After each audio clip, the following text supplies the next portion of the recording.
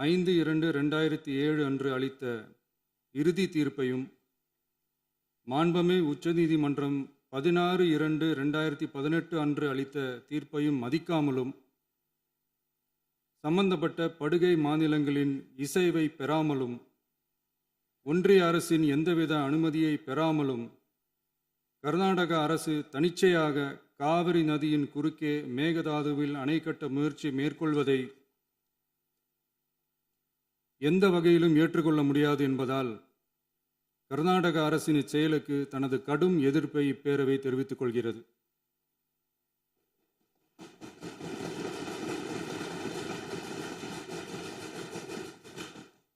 கர்நாடக அரசின் மேகதாது அணை திட்டத்திற்கு தொழில்நுட்பம், சுற்றுச்சூழல் உட்பட எவ்வித அனுமதியும் அளிக்கக்கூடாது என ஒன்றிய அரசை இப்பேரவை வலியுறுத்துகிறது. காவிரி நடுவர் மன்றமும் உச்சநீதிமன்றமும் காவிரி படுகை ஒரு பற்றாக்குறை படுகை என குறிப்பிட்டு படுகையின் மொத்த நீரினையும் படுகை மாநிலங்களுக்கு பகிர்ந்தளித்து விட்டதால் காவிரி படுகையில் புதிய திட்டங்களை மேற்கொள்ளவோ கூடுதலாக நீரை பயன்படுத்தவோ இயலாது.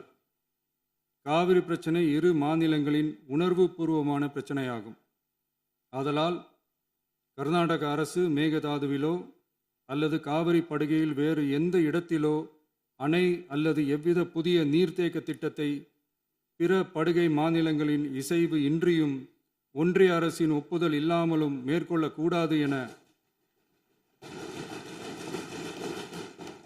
கர்நாடக அரசினை அறிவுறுத்துமாறு ஒன்றிய அரசை பேரவை வலியுறுத்துகிறது. கர்நாடக அரசின் விரிவான திட்ட அறிக்கையை பரிசீலிக்கவோ அதற்கு அனுமதி அளிக்கவோ கூடாது என்று மத்திய நீர்வள குழுமத்தையும் இப்பேரவை வலியுறுத்துகிறது. கர்நாடக அரசின் இந்த முயற்சியை முறியடித்து தமிழக விவசாயிகள் நலனை பாதுகாத்திட தமிழ்நாடு அரசு எடுக்கும் அனைத்து நடவடிக்கைகளுக்கும் இப்பேரவை தனது ஆதரவை ஒருமனதாக தெரிவித்துக் கொள்கிறது என்னும் இத்தீர்மானத்தை நான் முன்மொழிகிறேன். இதை மாண்புமிகு உறுப்பினர்கள் முழு மனதோடு ஆதரிக்க வேண்டும் என்றும் அன்புடன் கேட்டுக்கொள்கிறேன். பிளே ஸ்டோர் மற்றும் ஆப் ஸ்டோரில் இருந்து பாலிமர் செயலியை QR கோடு மூலம் பதிவிறக்கம் செய்யுங்கள். செய்திகளை உடனுக்குடன் பெறுங்கள்.